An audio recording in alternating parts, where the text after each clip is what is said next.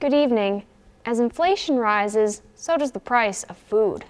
Goods and services are packing an extra wallop for many, and combined with tuition and for some, housing costs, this means more stretching of personal finances and adding more stress to students back in class.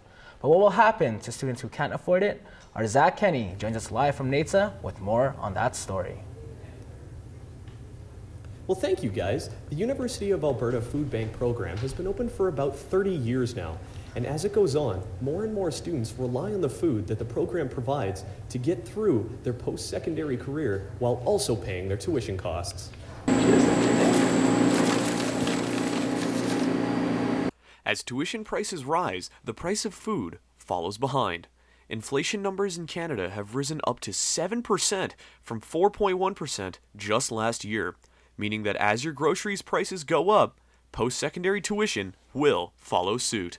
It just continues to go up.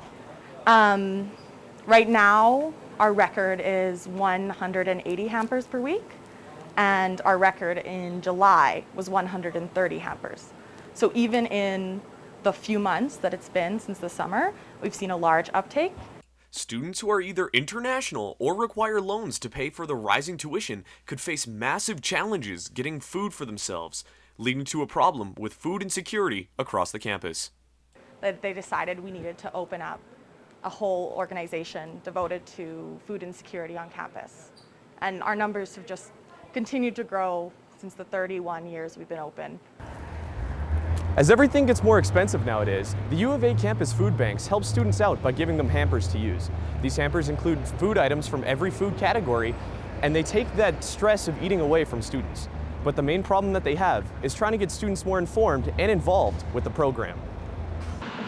You know, as a struggling student myself, things are already hard enough to pay for, like nowadays, and sometimes it's hard to get food. The food bank program plans on making themselves more known as inflation problems arise. The program has been running for about 30 years, and as it gets older, the number of students depending on it rises as situations get worse. Caitlin has also said that the majority of students who use this program are international students who pay a higher tuition rate than the tuition rises currently.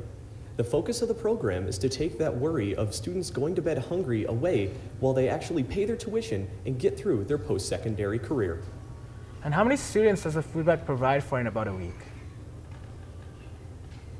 Well, currently, students taking out numbers ranges from about 120 a week. Comparatively to 2020, 120 is about how much they get in a month. Further proving that as inflation arises, students can't afford to pay for their own food and the tuition at the exact same time.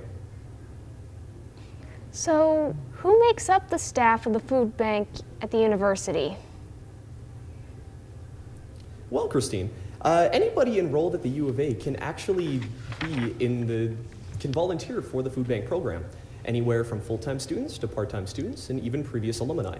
Anybody in the program was even at that school before, so they can relate to the people who use the program and create a connection between program and user, making that person, even if they are food insecure, more comfortable and they feel better getting food for themselves.